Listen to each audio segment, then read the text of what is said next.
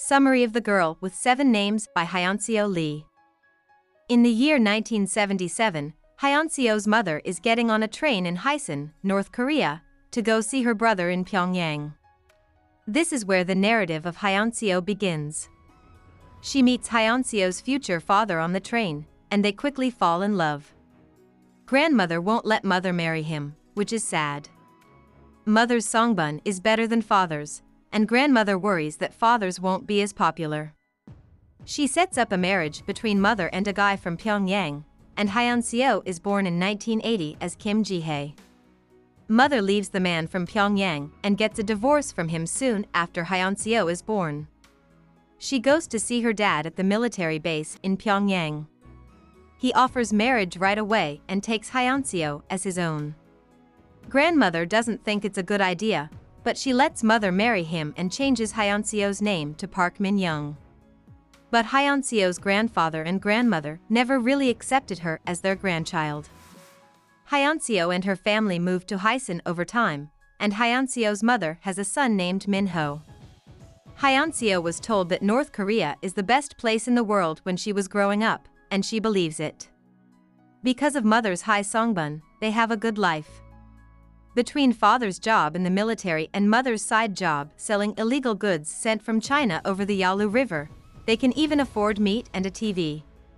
There is only one state-run TV station, but Hyeonseo thinks that everyone else lives pretty much the same way because of what she sees on TV. Hyeonseo sees her first public hanging when she is 7 years old, but she has no reason to think that this is strange. North Korea is a closed state, which means that people from the outside world are not allowed to send or receive any information. In the early 1990s, Hyeonseo's mother takes her to a fortune teller in Daeocheon. The fortune teller tells Hyeonseo that she will one day eat foreign rice. Hyeonseo thinks the woman means she will get married and move to Pyongyang, since North Koreans are not allowed to leave the country. One day, grandmother just comes out and tells Hyeonseo that father is not her real father. Hyeonseo is upset and confused when she hears about the man from Pyongyang, but she never tells her family that she knows the truth about her parents. Hyeonseo starts to move away from her father, to the point where she almost stops talking to him. She also feels herself getting farther away from Min-ho. In North Korea, family and songbun are everything, but Hyeonseo has lost track of who she is. Father quits his job in the service and gets a new one that needs him to go to and from China.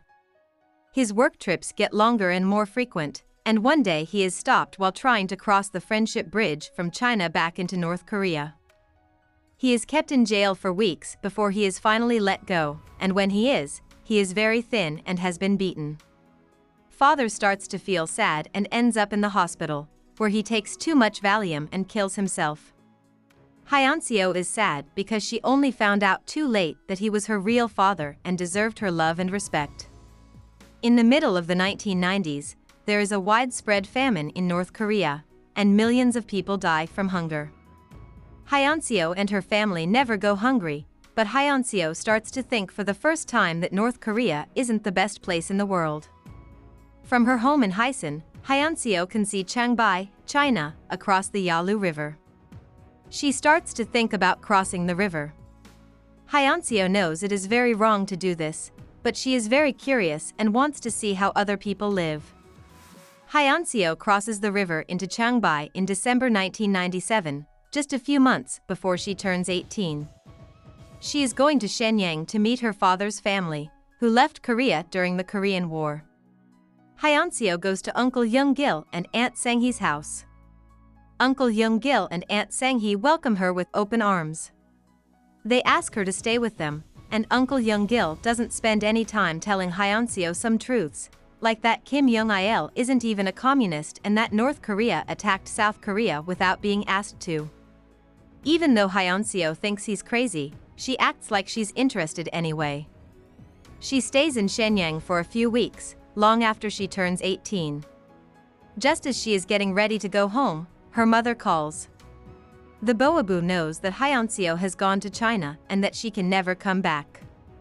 If she does, she will be caught as a defector and punished, maybe even killed.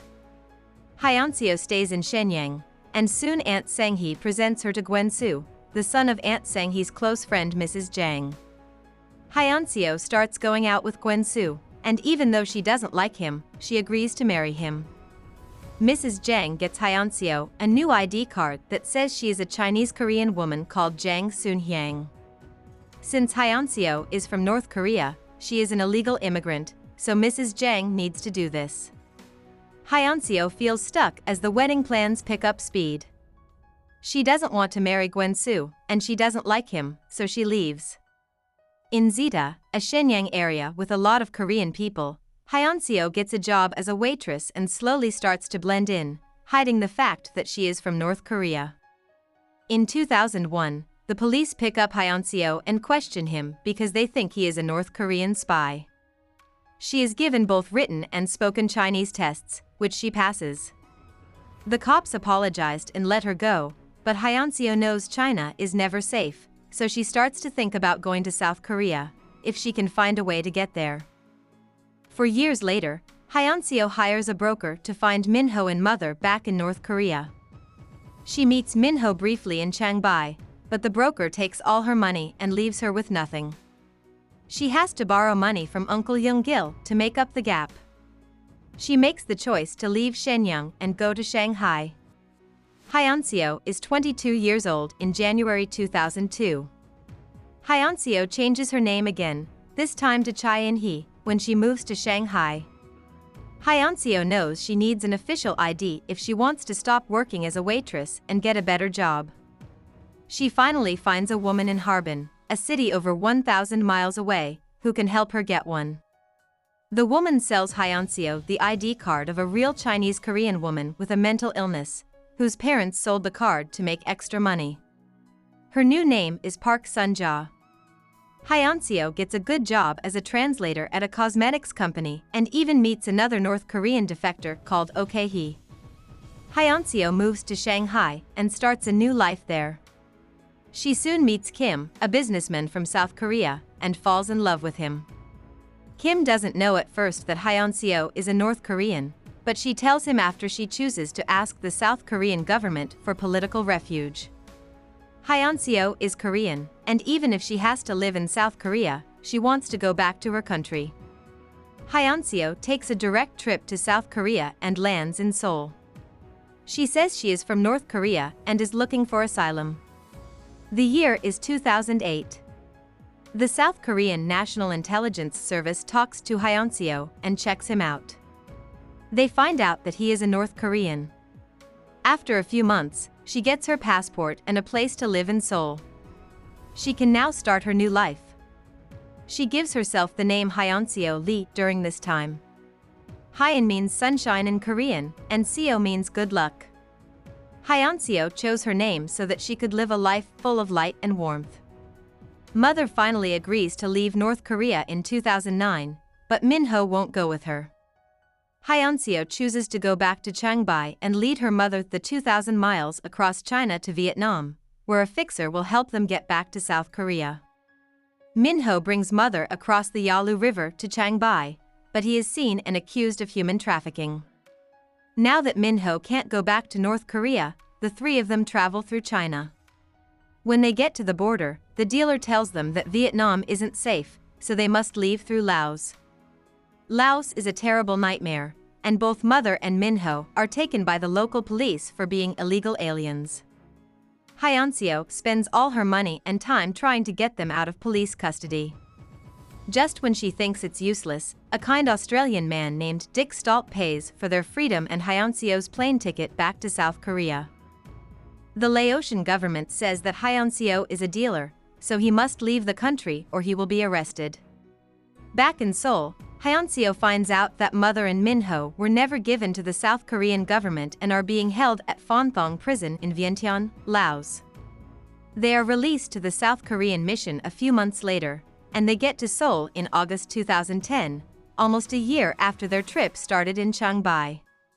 Mother and Minho try to get used to life in South Korea, but they both fight the urge to go back to Hyesun and their old lives in North Korea. Hyeonseo talks them into staying, and they slowly get used to it.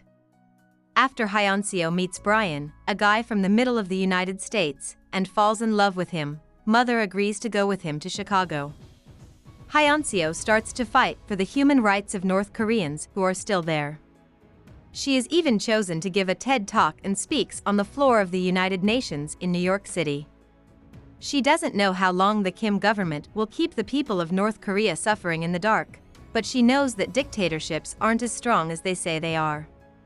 She also knows that politics and being patriotic aren't the most important things in life. Hyeonseo thinks family and togetherness are everything, and as long as she has them, she has everything. About the author. Hyeonseo Lee was born in Hyesun, North Korea, in January 1980. Her father was in the North Korean military, and her mother, like many other North Koreans, worked for the government.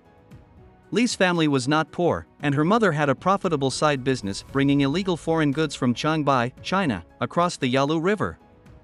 Lee went to school in Hyesun, where he learned to play the accordion, which has been famous in North Korea since the end of the Cold War.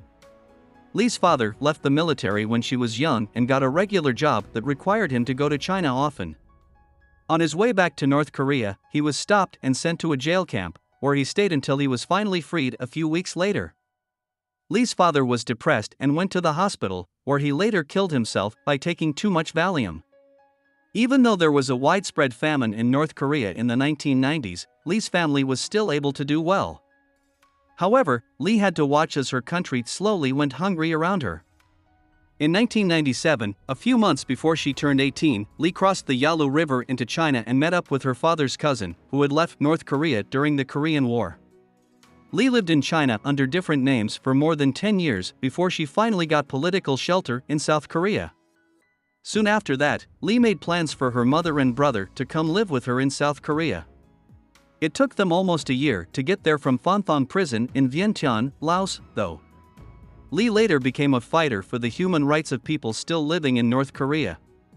She has made several speeches so far, including a TED Talk in 2013 and a speech on the floor of the United Nations in New York City that same year. She went to Hankook University of Foreign Studies in Seoul, South Korea, and graduated in 2013. In 2015, she wrote The Girl with Seven Names, Escape from North Korea. Lee married Brian Gleason, an American from Wisconsin whom she met through SCORE, People for Successful Korean Reunification, in South Korea. She is currently working on her second book about North Korean women living in South Korea. Hope we summarized it fully and you liked it. Please hit the like button and subscribe to our channel so that we are motivated to create more videos.